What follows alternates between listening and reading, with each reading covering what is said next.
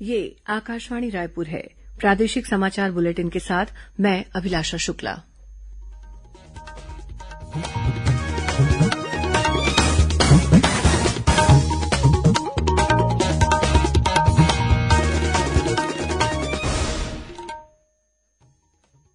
आज के मुख्य समाचार।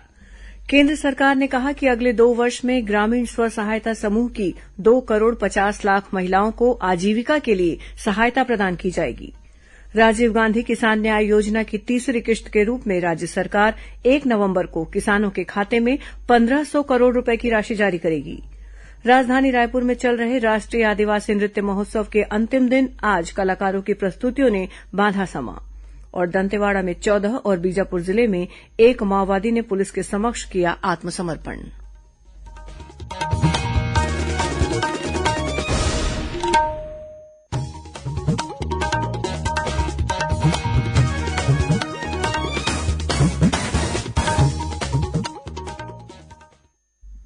अब समाचार विस्तार से। केंद्र सरकार ने कहा है कि अगले 2 वर्षों में ग्रामीण स्व सहायता समूहों की 2 करोड़ 50 लाख महिलाओं को आजीविका के लिए मदद दी जाएगी। केंद्रीय ग्रामीण विकास मंत्रालय ने कहा कि सरकार ने स्व सहायता समूह की महिलाओं को 1 लाख रुपए प्रतिवर्ष कमाने योग्य बनाने की पहल की शुरुआत की है।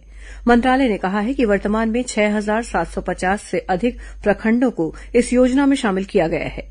इसके तहत 7 करोड़ 70 लाख महिलाओं को 70 लाख स्व सहायता समूहों से जोड़ा गया है। प्रदेश सरकार राज्य स्थापना दिवस के अवसर पर 1 नवंबर को किसानों के खाते में 1500 करोड़ रुपए की राशि जारी करेगी। ये राशि राजीव गांधी किसान न्याय योजना की तीसरी किश्त के रूप में दी जाएगी। दीपावली पर्व के ठीक पहले राज्य के 21 लाख किसानों को 1500 करोड़ रुपए दिए जाएंगे। इसको मिलाकर राज्य के किसानों को कुल 4548 करोड़ रुपए की राशि मिल जाएगी।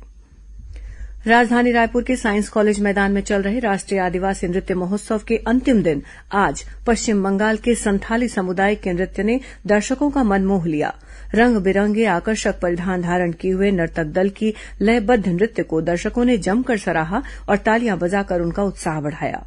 वहीं इस महोत्सव में झारखंड के कलाकारों ने छाऊ नृत्य की प्रस्तुति दी। इसके अलावा दमन-दीव के कलाकारों ने तारपा नृत्य और गायन, महाराष्ट्र के कलाकारों द्वारा लिंगो नृत्य और छत्तीसगढ़ के कलाकारों द्वारा उरांव कर्मा नृत्य की आकर्षक प्रस्तुति दी गई।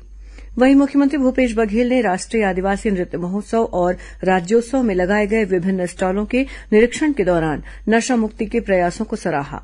उन्होंने कहा कि समाज कल्याण विभाग द्वारा लोकगीतों के माध्यम से नशा मुक्ति का जो संदेश दिया जा रहा है वो सराहनीय है।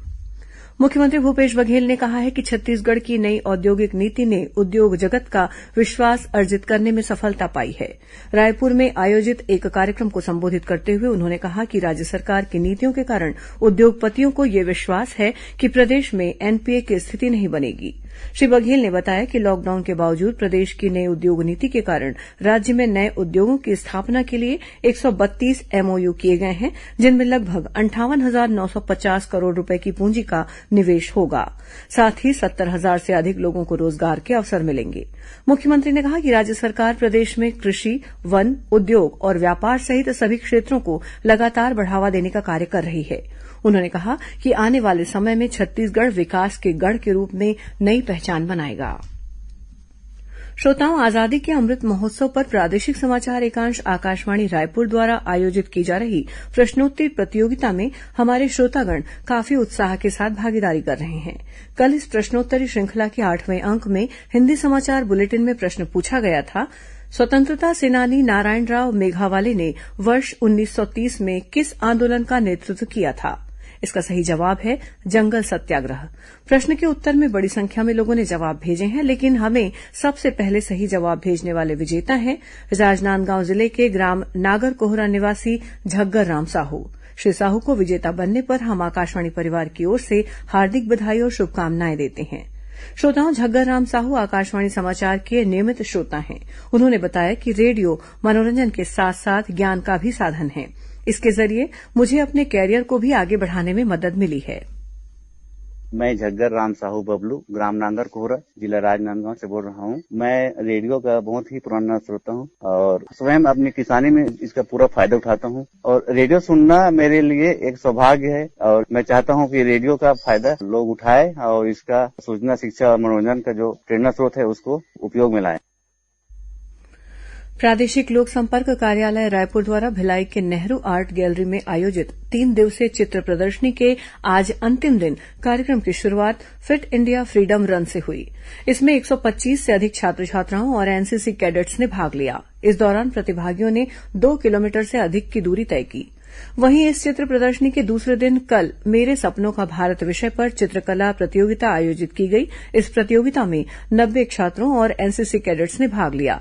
इसके अलावा स्वच्छता अभियान से बदलती देश की तस्वीर विषय पर भाषण प्रतियोगिता का आयोजन किया गया। साथ ही स्वतंत्रता आंदोलन पर आधारित प्रश्नमंच का भी आयोजन हुआ। इस बीच क्षेत्रीय लोक संपर्क कार्यालय बिलासपुर द्वारा कल 31 अक्टूबर को कोरबा जिले में एक भारत श्रेष्ठ भारत विषय पर 1 दिवसीय समेकित लोक संपर्क कार्यक्रम का आयोजन किया जाएगा। कार्यक्रम में विविध जागरूकता स्पर्धाओं का आयोजन किया जाएगा। इस कार्यक्रम का उद्देश्य कोरोना से बचाव के लिए जारी दिशा निर्देशों का पालन सुनिश्चित कराना है। प्रादेशिक समाचार आप आकाशवाणी रायपुर से सुन रहे हैं। राष्ट्रीय आदिवासी नृत्य महोत्सव के अवसर पर मूल निवासियों की भाषा और संस्कृति के विविध आयाम तथा आदिवासी समाज की दशा और दिशा विषय पर आयोजित 3 दिवसीय राष्ट्रीय संगोष्ठी का आज समापन हो गया।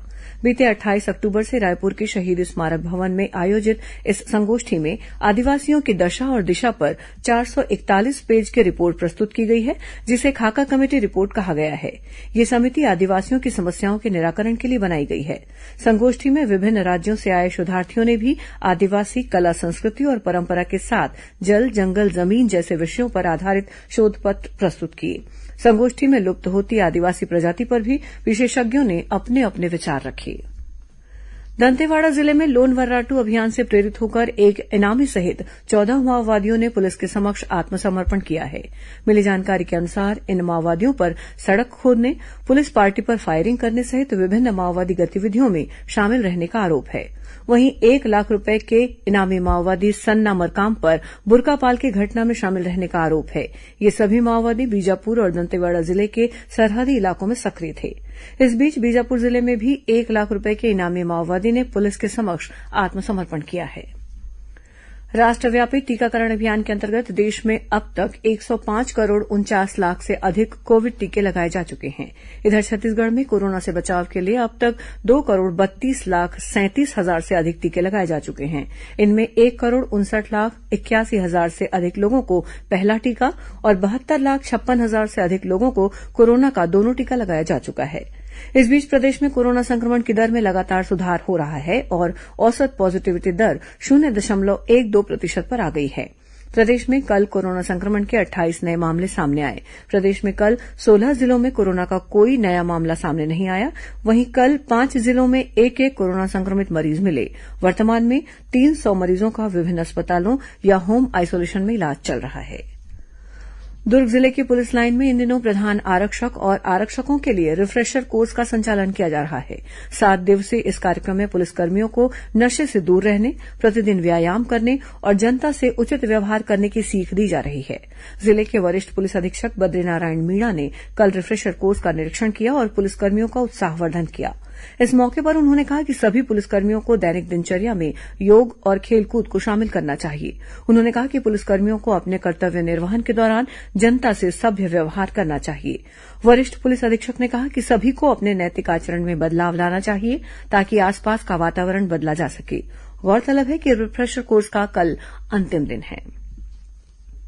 श्रोताओं, वन्य जीव और उनके संरक्षण के लिए प्रदेश में विभिन्न स्तरों पर प्रयास किए जा रहे हैं। इस बारे में और अधिक जानकारी हासिल करने के लिए आकाशवाणी समाचार ने बात की प्रदेश के वन्य जीव विशेषज्ञ और सतपुड़ा वन्य जीव फाउंडेशन के अध्यक्ष संदीप पौराणिक से। इस बातचीत का प्रसारण समसामयिक विषयों पर आधारित हमारे साप्ताहिक कार्यक्रम बातों बातों में के अंतर्गत कल 31 अक्टूबर रविवार को प्रातः 9:30 बजे आकाशवाणी केन्द्र रायपुर से किया जाएगा। इसे छत्तीसगढ़ स्थित आकाशवाणी के सभी केन्द्र एक साथ रिले करेंगे। प्रदेश में बीते 24 घंटों के दौरान हुए अलग अलग हादसों में 5 लोगों की मौत हो गई। राजधानी रायपुर के एक निजी उद्योग में लगे हुए हादसे में 3 मजदूरों की मौत हो गई। मिली जानकारी के अनुसार सदर बाजार स्थित इस उद्योग उत्पादन को मिश्रित करने वाली टंकी में कल 3 मजदूर अचानक गिर गए, जिन्हें गंभीर हालत में अस्पताल ले जाया गया, जहां इलाज के दौरान तीनों की मौत हो गई।